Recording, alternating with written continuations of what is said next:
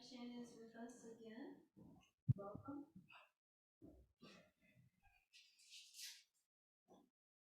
Good morning, everyone. Can you hear me okay? Yes. Great, great. I'm actually going to get my earbuds here.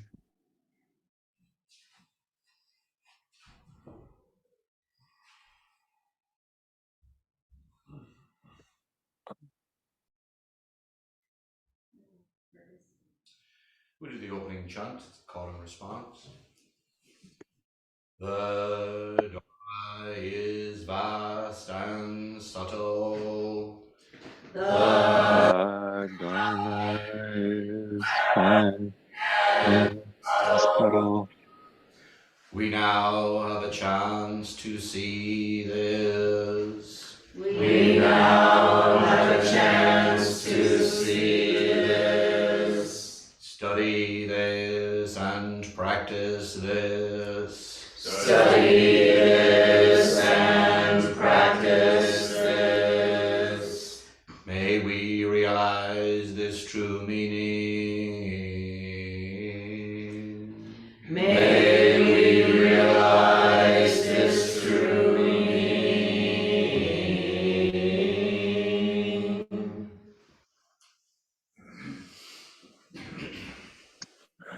Hey, good morning, everybody. I feel the disconnect not being in the same space, and I'm also really feeling grateful to connect with you nonetheless. So thank you for this opportunity to share the Dharma. Shane? Yeah, can you hear me okay? Yeah, we have an old friend here, son. Okay, San, nice to see you. Nice to meet you. We practiced Yeah. it together in the 90s with Nonan. Oh, wonderful, wonderful. Well, welcome. Or you left at Pasahara and you wrote me a letter from there. Oh my goodness. Wow. Oh my goodness. Oh, I wish I was there to see you, shake your hand and give you a good, yeah, anyways. So, thank you for coming. Thank you so much. Thank you so much for coming. And I don't know who was doing the Doan role this morning, but you did a great job. Who was that? Fergus. Fergus. Oh, Fergus. Great work, Fergus. Good. Yeah, good work. It was nice to hear a different voice. I agree.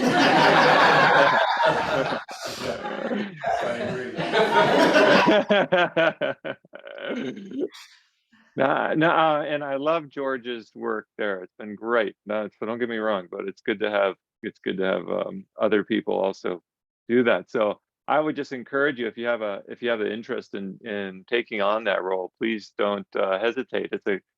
It's a great way. It's a great opportunity to practice. It really is.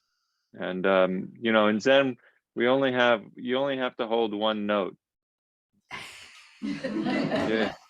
You don't have to be operatic or anything like that, and it helps you. One of the greatest things that I found with practicing with my teacher was doing that particular role, because I'm scared to death of speaking publicly, and you're thrown into a position of being on the spot, and you learn to get over some of your inhibitions that way. And you also find your voice in a very literal way. So I would really encourage anybody who has the inclination to take on that role.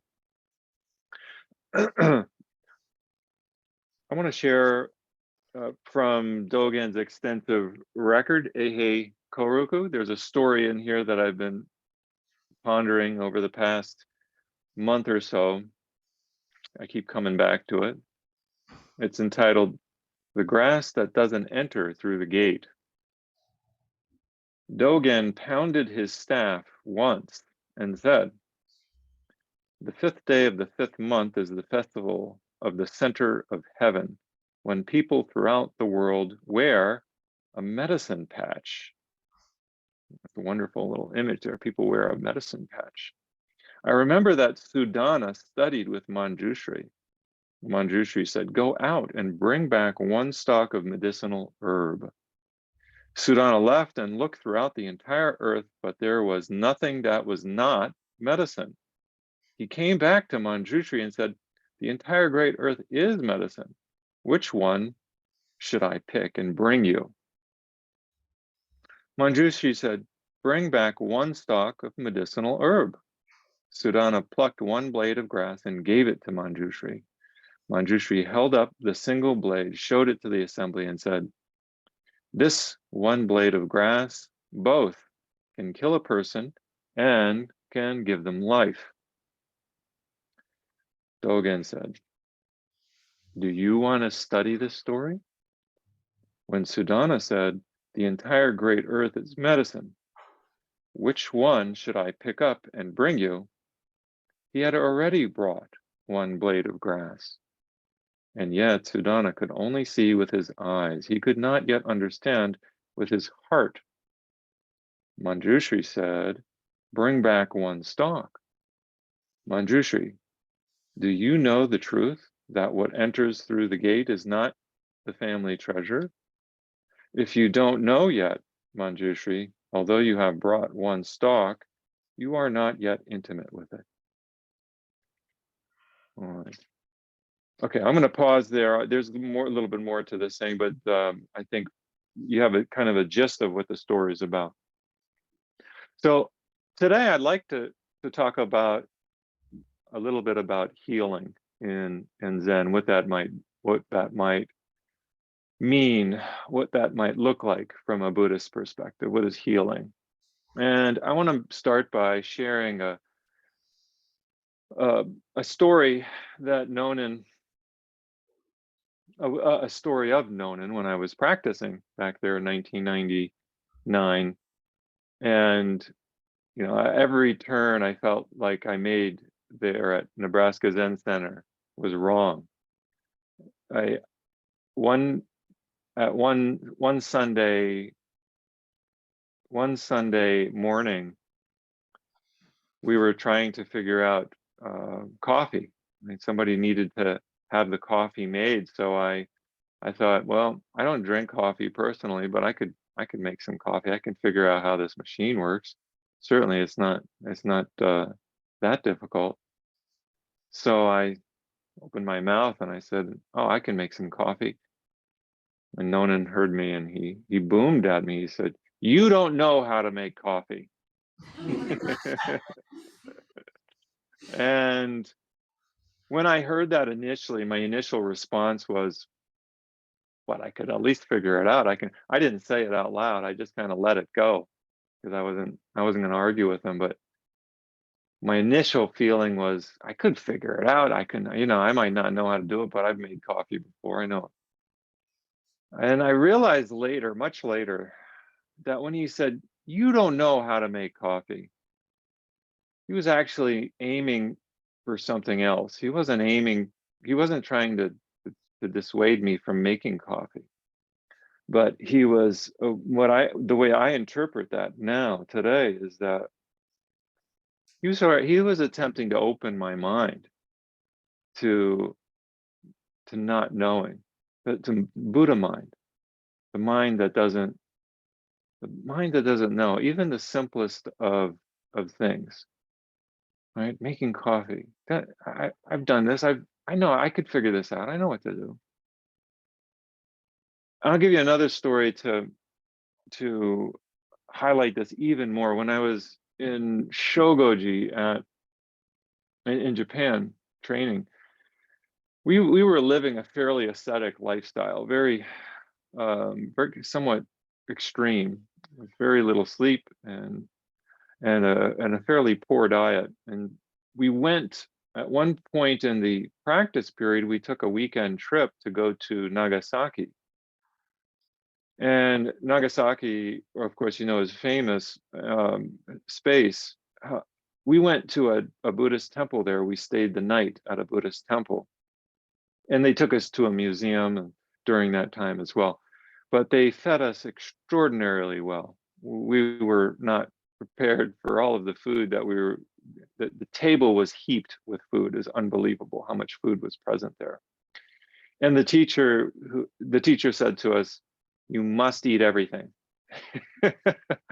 Here we were on like a starvation diet, and now all of a sudden we were just piled up with food. And I remember the Tenzo, the head cook at the time. That was in the evening. The next morning, they had prepared for us another meal. We had eggs and toast, bread, and stuff. And the Tenzo asked me to make toast with the bread that they had given us. So I thought, okay, I know how to make toast. I had been in Japan, where in a Japanese traditional temple, we were cooking brown rice porridge, we were cooking miso soup, and things that I was familiar with making in an American kitchen, but not so much in a Japanese kitchen, because you had to, there were. Anyways, I hadn't gotten that much experience cooking. I didn't have a lot of experience cooking in that particular practice period, so I was a little uncomfortable. But when I was presented with the job of toasting bread, I thought, okay, I got this. Here's a toaster oven. I know how to put the toast in. I know how to. So I started doing it, and the Tenzo looked at me and said, "No, Daishin, you're not doing it right. Let me show you how." And my immediate response was, of course I didn't say this out loud, but my immediate gut response was, of course I know how to make bread. I've done this a million times before I turned 10, I made toast. I know what I'm doing. I know how to use a toaster oven. And then I realized, wait a minute. It's not about what you can do. It's not about what you know. It's more about, can you use this as an opportunity to open your mind to possibility? And the possibility is in every moment, in every instant. We have this possibility to open our mind to not knowing, to be open to guidance. In other words, to being open to guidance, even about something we are not, that we're already familiar with, or so we think we're already familiar with. So that's what I want us to kind of think about right now. Like, what I want to share today are things you might be already familiar with, and yet I want us to kind of, if possible, come in with a beginner's mind. So let me contextualize this a little bit further. I want to talk a little bit about health and healing and Zen.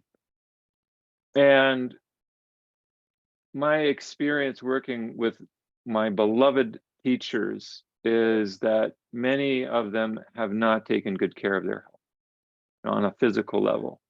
They might be geniuses when it comes to the dharma, and when it comes to looking at their own health, I've sometimes been really surprised and trying to understand it, trying to grapple with it.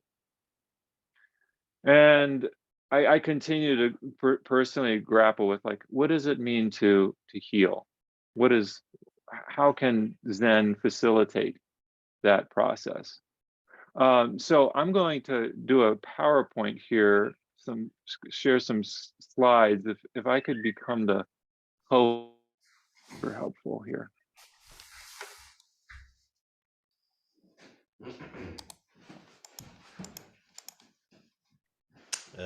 Give me a second to figure it out. Sure. Yeah.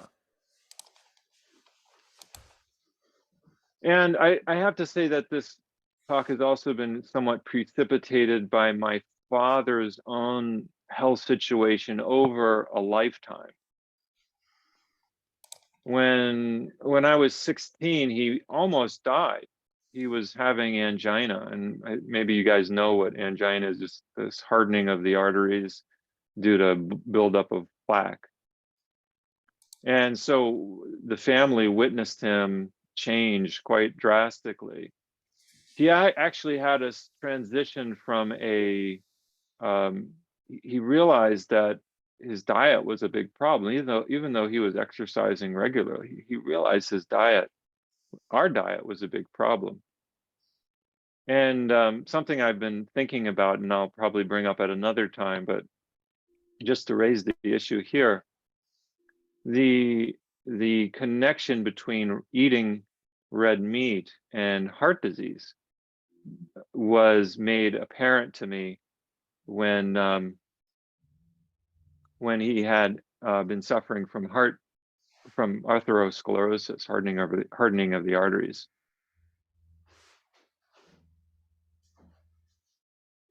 And he interestingly was reading up all about this when he initially was diagnosed. And one of the things he found is that red meat or heart disease is what he called the cow's revenge, right? And actually, I'm sure he had read that somewhere.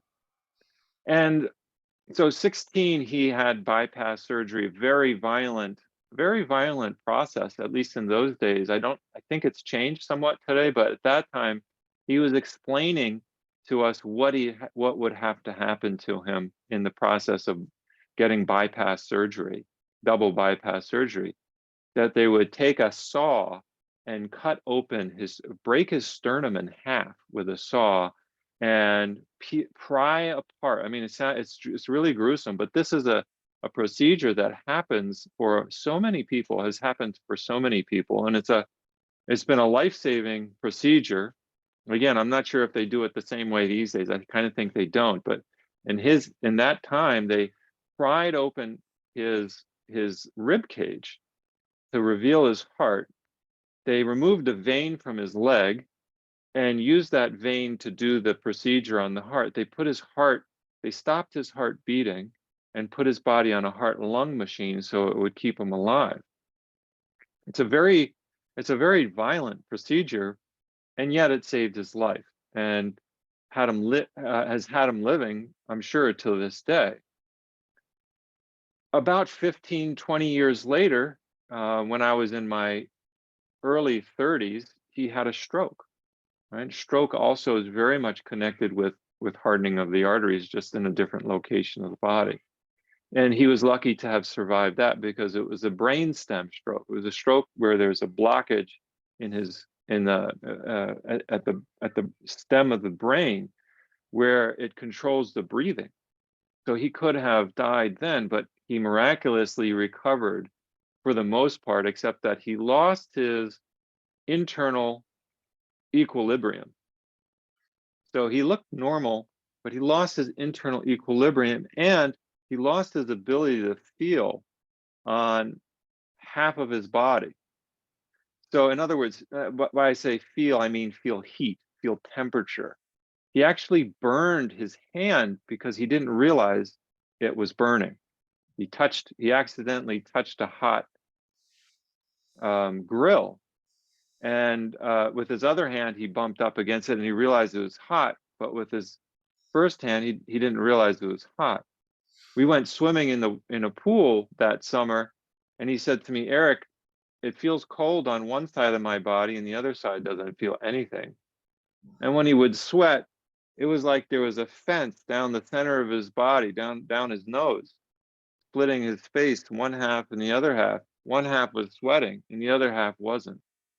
So there was some some definite changes that occurred to his body here. And more recently, within the past year, he's had heart valve issues where his heart is the valves are not closing properly, causing this backflow of blood. The blood's supposed to press it into a certain part of the body, and it's actually backflowing. And so he had surgery back in, I want to say, March for that. And there's been ongoing complications of this. So anyways, just to say that I've been inspired, I think, more recently to reinvestigate, what is the Buddha's teachings on suffering and healing. So let's take a look at this story. Let's go back to this story. Manjushri says, "Go out." He says to Sudana, and this is in the Avatamsaka Sutra. He's one of the main teachers in the Avatamsaka Sutra for Sudana. He says, "Go out and bring back one stalk of medicinal herb." So let's look at that. Like, first of all, who's Manjushri? And here you can see an image of Manjushri, right? Manjushri holds the sword that cuts through delusion, cuts through ill being, actually. That's another way that Manjushri has been described as the sword that he carries cuts through ill being, cuts through illness. Manjushri is often found in meditation halls throughout China and Korea and Japan and the United States. He often is depicted sitting on the lion that never sleeps. And in this particular image, he's carrying a fiery sword. He's symbolic of wisdom. He's the bodhisattva of wisdom, and he's connected with Zazen. So somehow Zazen itself is connected with the ending of ill being. And if you reflect on your own Zazen practice, perhaps you can also connect this practice itself, the practice of Zazen, with the elimination of illness. Now, that illness can take place on a few different levels. It could be a physical illness, it could be a mental illness or a psychological illness, or it could be a spiritual illness. I want to suggest that any one of those three levels are possible. Now, there's a commentary within the Avatamsaka Sutra that's been translated by Thomas Cleary. There's a commentary, an ancient commentary about Manjushri himself, this bodhisattva of wisdom. And the commentary reads about him. It says, the thought of enlightenment is not learned or cultivated. The thought of enlightenment is always clearly self-evident. And then here's the kicker. As long as we carry out enlightening practices to quell habit energy, right? So in Zen, we equate enlightenment with Zazen, and that enlightenment takes place in every moment. It's not like we're practicing in order to attain enlightenment. And here it says the thought of enlightenment is not something that's cultivated. It's not something that's learned. It's always present. It's self-evident. It's self-evident. But then there's the kicker. As long as we carry out enlightening practices. So what are the enlightening practices? Well, there's myriads of them. And if you practice like you're doing this morning at the temple, well, you get a taste of the practice of Zazen. This is an enlightening practice. And the other key here is to quell habit energy. I love this. To quell habit energy. What are our bad habits? What are the habits that, if you're here sitting Zazen with us this morning, you're creating a new habit. You are effectively quelling habit energy that is producing negative karma. Just the fact that you got in your car, that you got on your feet, maybe you rode your bicycle, however it is, or maybe you just got up and you walked to the cushion and you sat and you're sitting on the cushion. That is quelling of negative habit energy. And so it becomes an enlightening practice. Anytime we are addressing our negative habit energies, our negative habits, you don't even have to use that word energy, but habits that create suffering. When we're addressing habits that create suffering, we are effectively doing enlightening practices. Right? So I'm just going to broaden that definition. What is an enlightening practice? Anytime we stop doing unconscious habits that create suffering for ourselves, for others in some way. And anytime we disrupt those habits, we're practicing enlightening practices. Okay. So here, something to think. The thought of enlightenment, right? This is from the commentary. The thought of enlightenment is not learned or cultivated. And this, when I read this, I immediately thought of something that Tejo said last week in her talk. Do you remember? Do you remember what she said? She said about this thought of it. She talked about Bodaishin or Hotsu Bodaishin or bodhicitta, the mind that seeks for enlightenment. This is not something that we can control. It's not something that we can grasp at. It simply is. Right? It's not something that we learn. It's something that's always present in us. And if we think back to our first experience of sitting or whatever it is that brought us to the Dharma, it's not something that's been cultivated in us. It's not something that's been that we learn.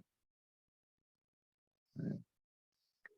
So connecting this back with last week. So okay, let's go back to this saying from this instruction of Manjushri, the Bodhisattva of wisdom. He says, go out.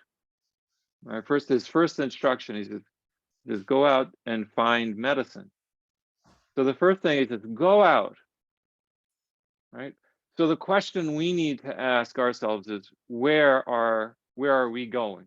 Right? Today you've come to the Zendo, you've come to sit in some form.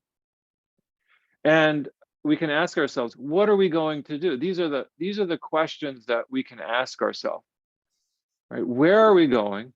Where are we going to go? And what are we going to do? Right? And this is it's easy to break habit energies when we embark on something new. It's a little bit more challenging when we're doing the same routine day in and day out. Nonetheless, asking ourselves the question, where are we going and what are we doing? We got to keep those questions alive in us, right? Another way to say this is, are we on a path to healing and well-being, or are we not? So we can continue to ask ourselves this question, right? When it comes to, I think our work, our job is a really important place to ask this question, right? Are we going to a place to gather medicine in some way, to heal? Are we of benefit to our society in some way? And I don't blame anyone. This is not to shame us or to make us feel guilty. It is really, really hard in modern society to practice right livelihood, right? One of the spokes on the Eightfold Path. Nonetheless, we got to continue to ask ourselves this question: where are we going and what are we doing? Right? Because maybe we don't feel like we can do something, or that what we're doing is really helpful for anybody. So in the sutras, there are 3 ways that are purported to end suffering. So if we looked at the sutras, we can see evidence for 3 means of ending suffering. The first one is the cure of disease through herbs, through diet, even through surgery, etc. Okay, so we're talking about ancient times right now. I'm not suggesting that we have to revert to an ancient form of healing. I mean, if that works, great, but we don't have to reduce healing on the physical level to ancient forms of healing.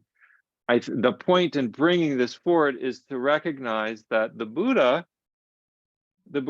meant to end suffering first of all, on a physical, on a biological level. And the reason I want to bring this point forward today is because sometimes we make a separation between spiritual well-being and physical well-being. And I want to suggest that those 2 are not separate. The Buddha also looked at the spiritual causes and cures of disease. So disease here it could be on a psychological level, could be on a physical level, but the sutras point to the spiritual causes for illness, right? So there are the cause of suffering could be a spiritual cause. The cause of suffering could be a physical cause. And so the Buddha had different ways of treating these illnesses depending on the cause. And he prescribed different ways of treating them. And we can see that if we look in the sutras, we can see that there are certain dietary prescriptions. There are also, of course, spiritual practices. And then the third way of working with suffering, with illness, with ill-being, is seeing healing as a metaphor for spiritual growth. So in other words, when we become ill and embark on the journey of healing, illness is itself an opportunity for spiritual growth. Let's think about that when we, in terms of, say, for example, our recent pandemic, right? So from a Buddhist lens, the pandemic is, if we ourselves, God forbid, contracted COVID, from a Buddhist lens, it's an opportunity then for growth, for spiritual growth. The healing process is an opportunity. And as a collective, as a society, there's an opportunity also for spiritual growth, right? And I'm sure we have not fully received the medicine for COVID. In other words, the opportunity for healing fully as a social community, as a human community, has not been fully realized up to this point. Yet, from a Buddhist lens, it's an opportunity for us. It's an opportunity on a social level as well as an individual level.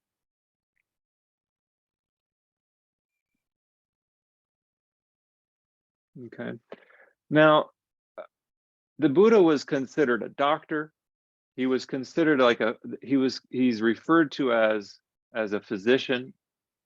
And the medicine that he offers is the old eightfold path, right? So his prescription for illness was, first of all, it was modeled after the way that a doctor would diagnose an illness.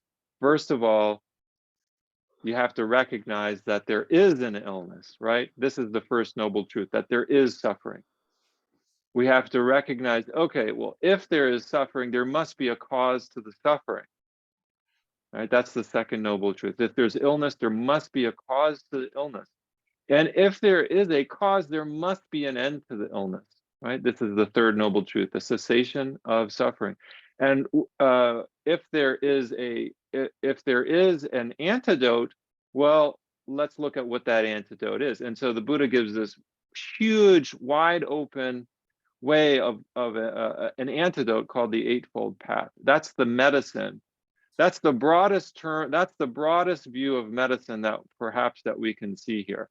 That's comprised of 8 things, right? Starting with right view, right thinking, the way we think, the way that we speak, the way we act, etc.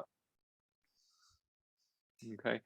So on the physical level of ill-being, working with our thoughts, working with our speech, working with our actions, working with our livelihood, all of these things, and the other ones as well, but I'm just pointing out these things are absolutely essential for healing on the physical level. Looking at how we think, not just the fact that we think, but what are our thoughts off the cushion? Are we able to practice pratipaksha bhavana?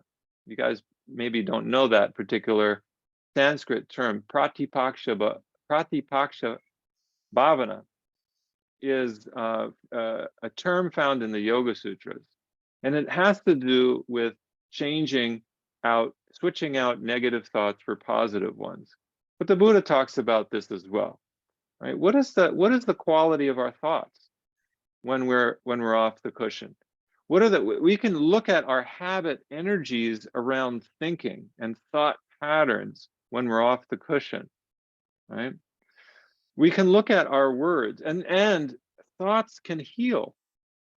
We can look at the words. Words can be quite divisive. And if you haven't been around long enough to see this, I'm not sure, you know, you open your computer, you look on the news, and you can see how divisive words are. Words can kill or words can heal. Words that are loving are healing. There's just no doubt in my mind about that. And yet sometimes we're dismissive of the quality of our own thoughts, the quality of our mind. Right? So we need to also consider how thoughts can also hurt. Thoughts can also heal. And of course, actions and our livelihood. So I want to take a moment and look at action, right action. Right action, you might be surprised maybe to see that these three would fall under the category of right action. But I want to suggest that what we eat, not just how we eat, but what we eat, our exercise and our quality of sleep all affect our well-being. And they would go under the larger umbrella of right action on the Eightfold Path. Now, I don't want to suggest to you that there's a diet that we must do, that there's exercise that we must do, or there's sleep that we must do. I don't want to say that there's, you know, I don't want to come down on it that strongly, because I think we're all in a different place here. My intention here is to keep our minds open, coming back to that beginner's mind, and have us continue to ask ourselves the question, how can I improve my own health through these three things, right? How can I improve? How can my health become better if I were to focus on these three things here? So maybe just to think about that. I'm not sure if you guys can see the screen. I'm assuming so, but if not, let me know. We can get a brief glitch, so we missed the last 30 seconds. Okay, all right. So you can see it now. You left, you disappeared right after you were saying that you were not expecting us to have there's no prescriptive diet that we should follow. And then Right. Yeah. There is a prescriptive diet that you should follow, but I don't I don't want to say that this is what it is. Because what it is going to be for you, right? What's the appropriate diet for you? What's the appropriate form of exercise for you? Okay, so looking at these things. And at the same time, we can look to the sutras and to ancient Dharma writings for some guidance here. Dogen says in Fukan Zazengi, in his instructions for Zazen, he says how to eat. Actually, he says, eat and drink moderately, right? So in other words, this is not what to eat, it's how to eat. And he says, eat and drink moderately. So that's one place where I think we should kind of pay attention to in our own lives. Like, are we eating with moderation, or are we overeating? And the tendency is certainly to overeat, and that's probably more normal, to feel stuffed.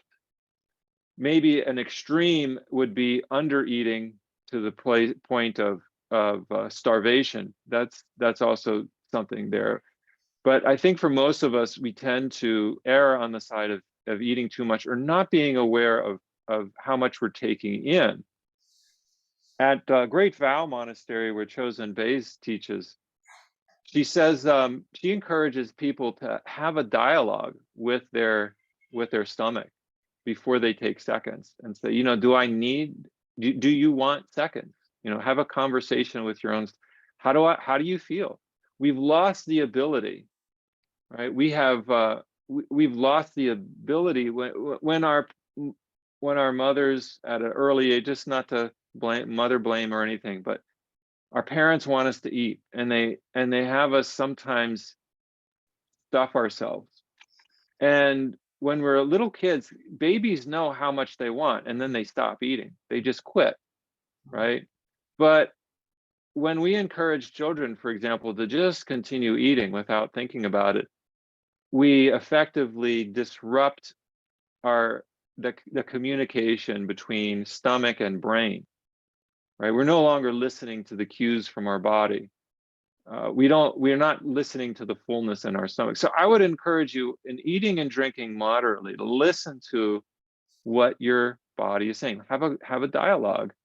Have some dialogue with your abdomen. It's like, how do you feel? If you want seconds, how much do you want? Practicing ordeoki is a wonderful way to learn how to eat with moderation. If we see it in that way, right, we can really develop that. Now, here, this is a quotation from the Healing Buddha book I've actually borrowed from Nebraska Zen Center, and it says here, according to Shakyamuni, the maintenance of health is especially related to proper diet. Certain foods were said by the Buddha to have unusually beneficial medicinal value. So this is, I think, if we go back to early Buddhism, the Buddha was for eating a good diet, eating a proper diet, right? And the monks didn't have a lot of control over that because they were basically expected to have a mouth like an oven. You take whatever it is that you receive from the alms. But certainly he was also speaking to lay people as well. And we have considerable choice in modern society as to what we can eat, and simply accepting things is not necessarily a good excuse anymore, because we have access to all possible foods in this day and age, at least in the present moment. Who knows what it will be in the future, but for right now, we've got access to multitudes of foods. So the question that we want to ask ourselves, that you would want to ask yourself, is what should you eat that maintains health in your body, right? This is absolutely, what is it that we should be eating that maintains health in our body? Now, there may be certain things that are specific that would be of benefit to everybody. And then we also have to consider our own individual habit patterns, and where can we improve, right? Where can we improve in our diet?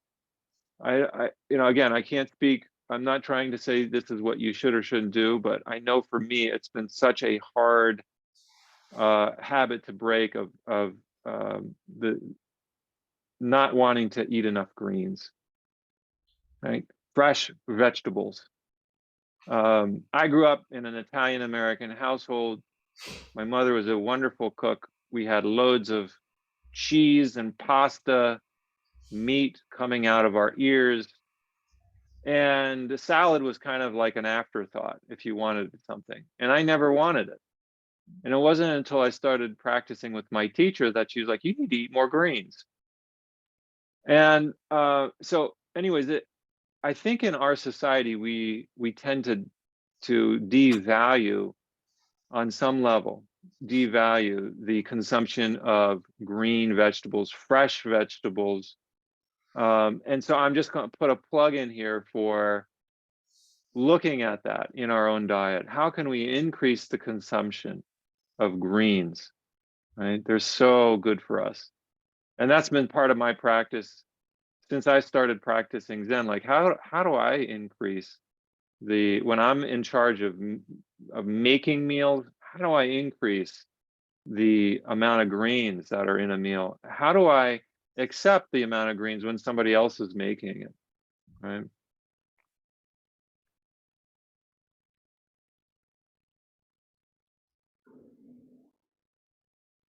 Here's another thing the Buddha said.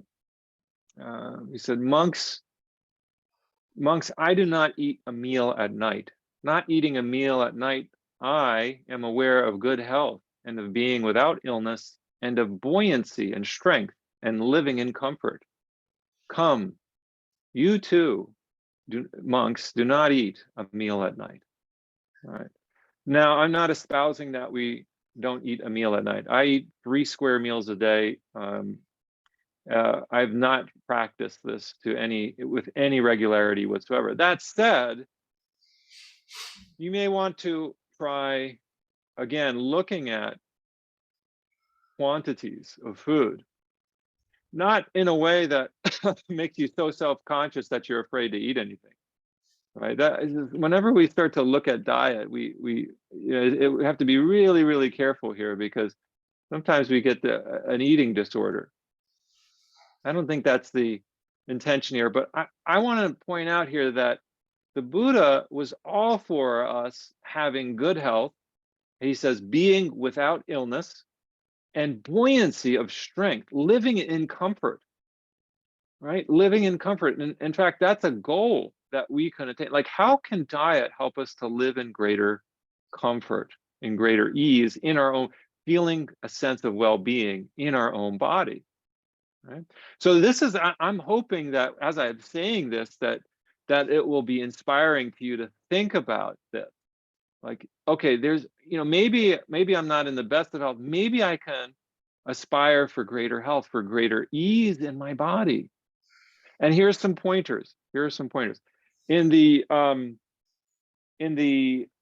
yoga tradition that I studied in, integral yoga, they in fact recommended skipping 1 meal if you feel angry in any way. If you're feeling angry, don't eat 1 meal. Right? And think about, what anger is. So talk about the connection between the emotional, the physical, and the mental. When we're angry, we there's a feeling of tightness, or maybe around the chest, the heart area that clamps up. And what's going to happen if you add food to that? You're weighing it down. You're putting more pressure on the body. So to skip a meal, I think it's an interesting prescription for anger. Skip a meal. Try it. It's an experiment. Diet is an experiment, and we live in this interesting time where we can experiment wildly with our diets. But here's some parameters. Eat more greens, and eat with moderation.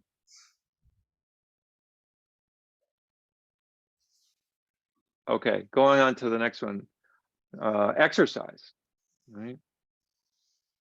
In pre-modern times, when we read about these sutras, people were fairly physically active. They had to work in the fields, they had to walk almost everywhere they went. They were physically fit. In modern times, we spend so much time sitting already. And then you come to the Zen Center, and what do? Right?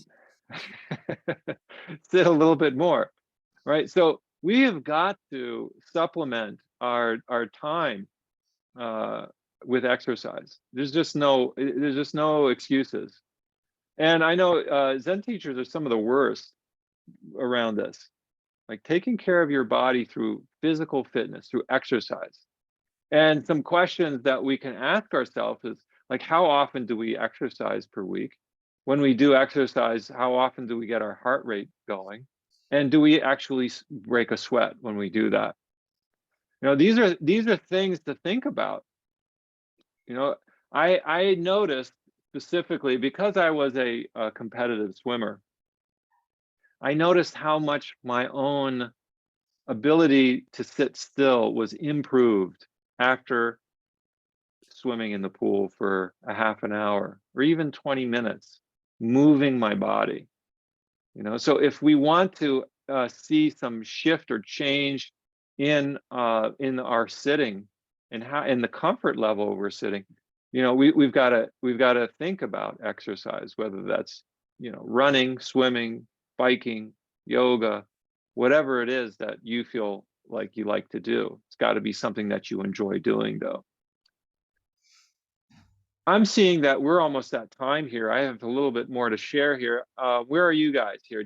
Is this raise any thoughts or questions? Maybe we should just, I'll close there and give you guys an opportunity to ask anything. So just to clarify any points I'm making or clear anything up that maybe needs cleared.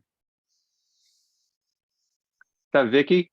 Yeah, I just wanted to add, during sesshin, we have 2 meals, and then the last meal is only 2 bowls, and it's not really a meal per se, if there's more leftovers. And I know when I eat that way at home, which I usually don't, and instead of having the bigger meal earlier and this having just, almost like a snack as your evening meal is a very healthy approach. So I just wanted to throw that out there. We call it medicine. Wonderful. Yeah, medicine. Yeah. In Japanese, it's the evening meal is called yakuseki. And yakuseki means medicine stone. In the time of the Buddha, they would take rocks or stones and they would heat them up and place them on their abdomen. And that would be their meal. just placing the stone on your abdomen to quell hunger. Right. But that practice is not done in Japan anymore, but they still retain the name to remember. And the evening meal is not considered a meal. It's considered a non-meal. Nonetheless, again, it points us back to what Vicky's just saying, is like maybe eating lighter in the evening time.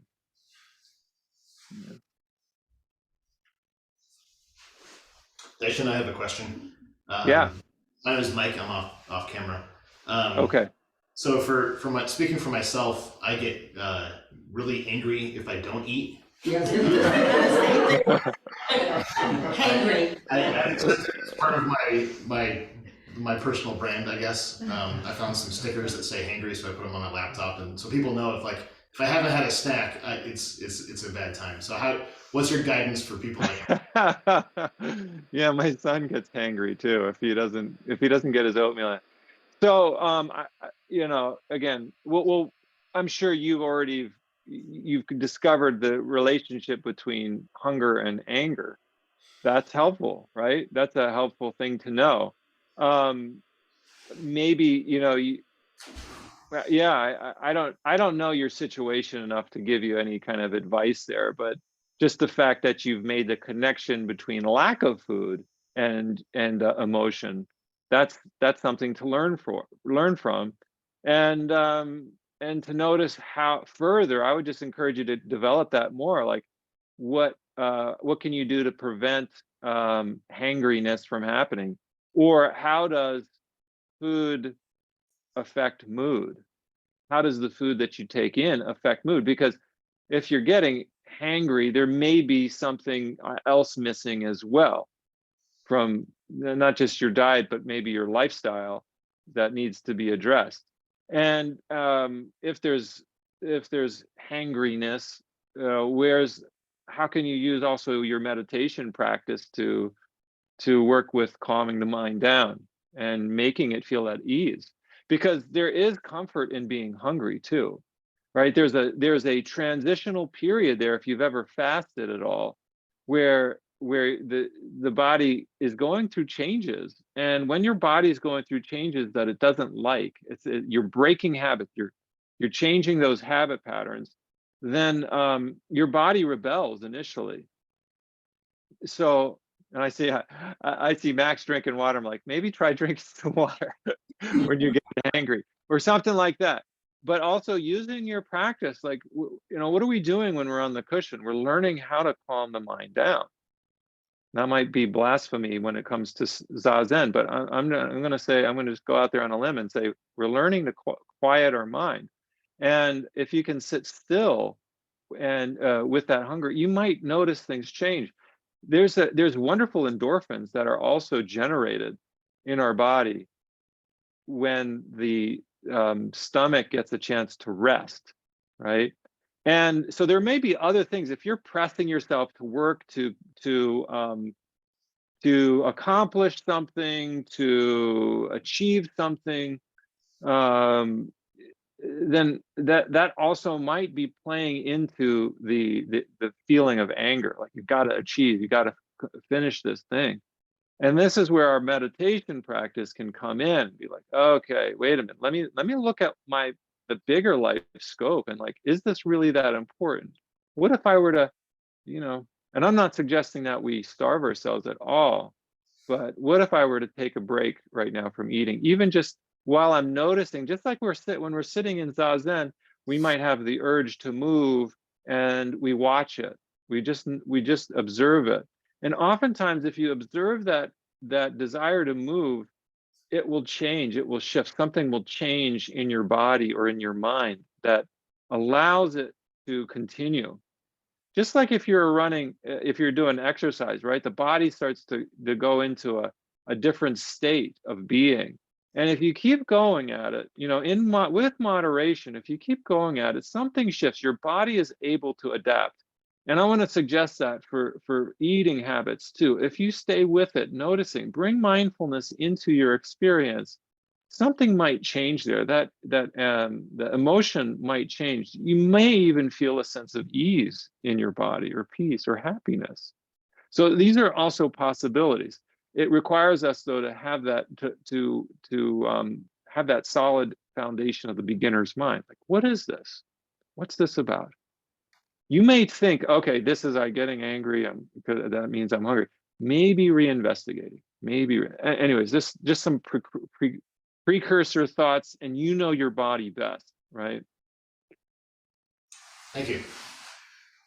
Yeah, go ahead, go for it.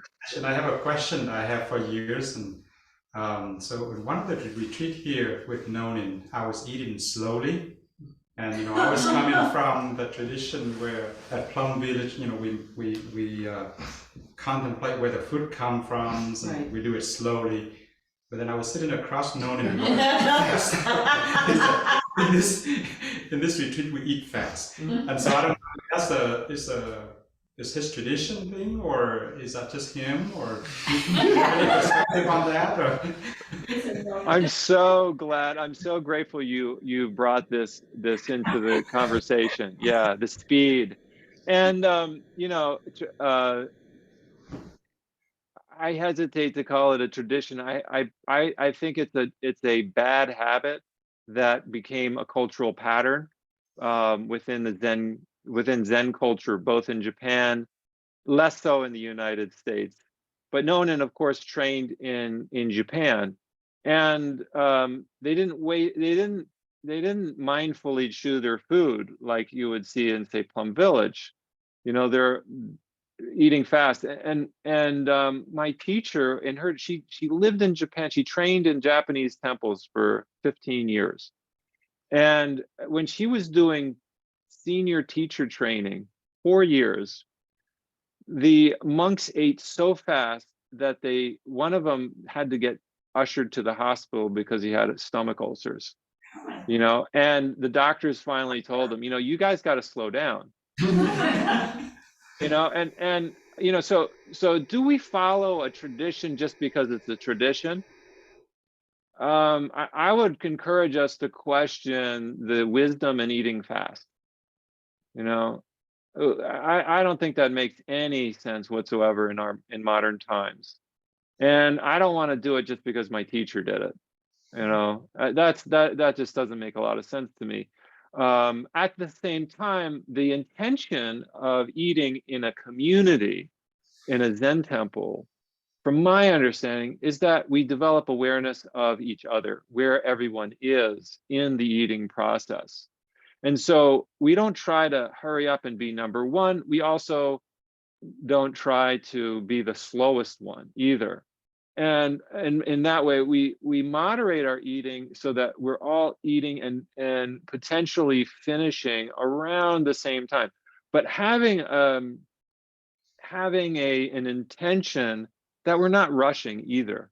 Rushing makes everybody anxious. Nobody likes to eat a meal.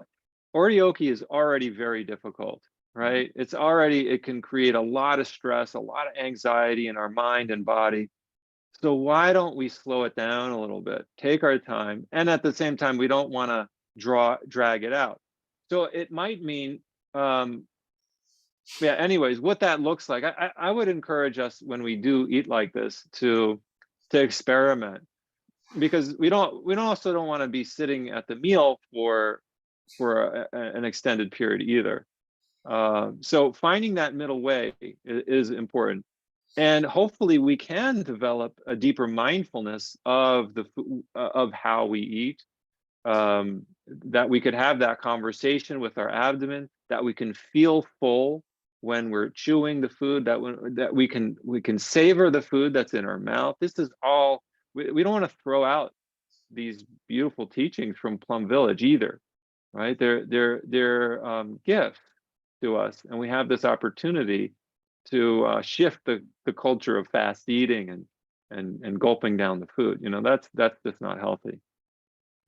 Yeah. Yeah, Max. Thank you for your Hi, talk, Dr. Sarah.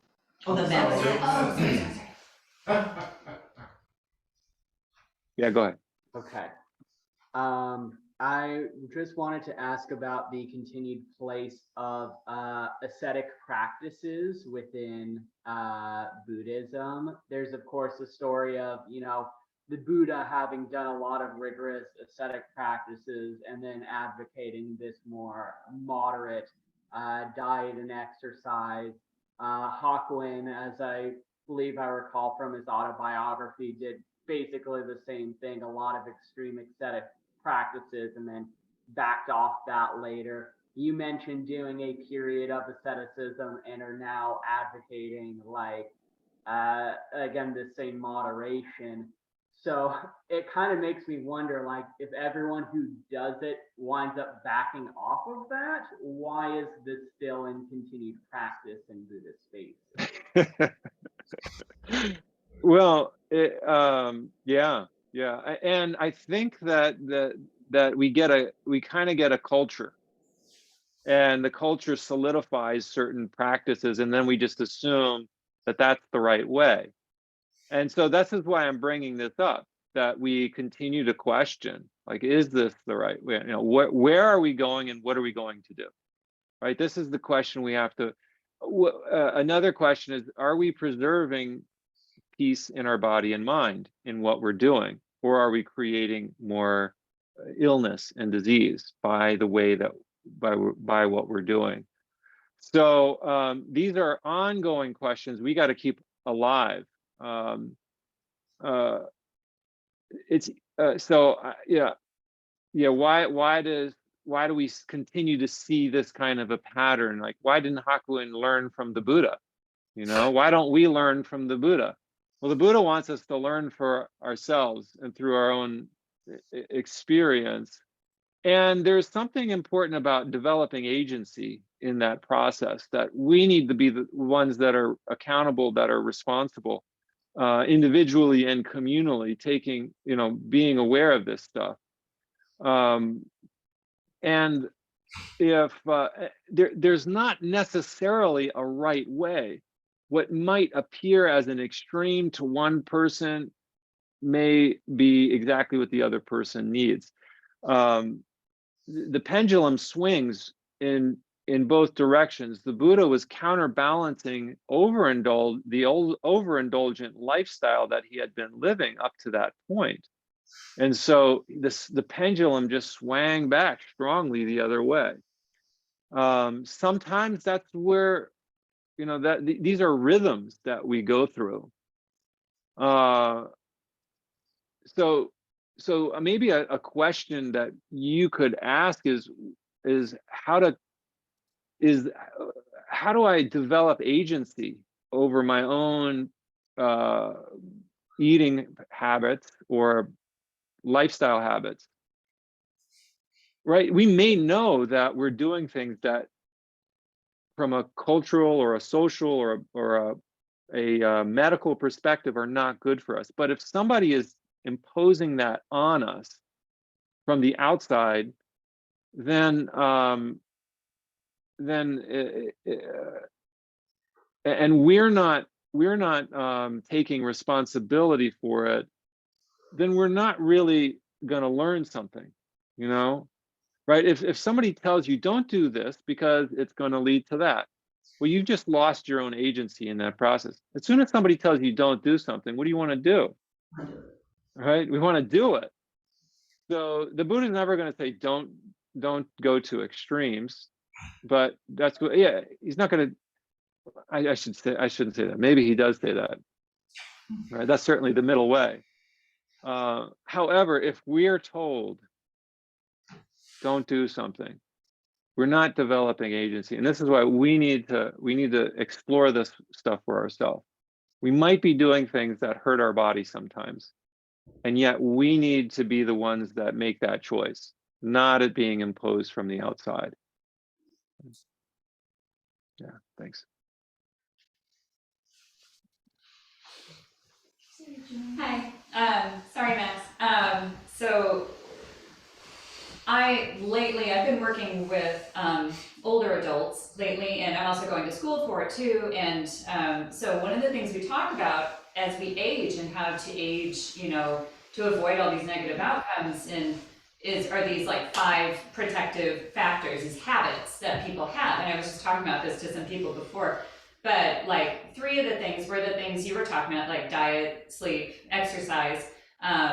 Meditation also made the list, which like no one here would be surprised about. But the 5th one it was like the biggest predictor of all kinds of outcomes was loneliness. Mm-hmm. And so one of the protective factors that is really powerful is like the health of your most intimate relationships, and like, are you embedding yourself in communities and like a community? And so from our Zen Buddhist perspective, I just see that as Sangha. And so when you think about Sangha as like a very important dharma practice that contributes to your well-being, like I just wanted to add that because it is so important, and it does like protect you from all kinds of like physical and cognitive like negative outcomes. So yeah, totally agree. Thanks for bringing that point in there. Yeah, the power of community. And again, it cuts 2 ways. Like Manjushri says in this thing, he says, this one blade of grass can kill a person and can give them life, right? So we want to develop a healthy community, because the unhealthy community can also be unhealthy. It cuts both ways for sure, but I certainly agree. Like loneliness is a huge problem, and finding those opportunities for wholesome contact with others. Absolutely wonderful. Thank you. Thank you, Dash. Yeah. Call and response. The many beings are numberless, vowing to carry them across. The many beings are numberless, vowing to carry them across. Greed, anger, and ignorance rise endlessly, vowing to cut off the mind road. Greed, anger, and ignorance rise endlessly, vowing to cut off the mind road. Dharma gates are countless, vowing to wake to them all. Dharma gates are countless, vowing to wake to them all. Buddha's way is all embracing, vowing to follow through. Buddha's way is all embracing, vowing to follow through. Thank you very much. If everybody will put their cushions back in place, and we'll bow out together.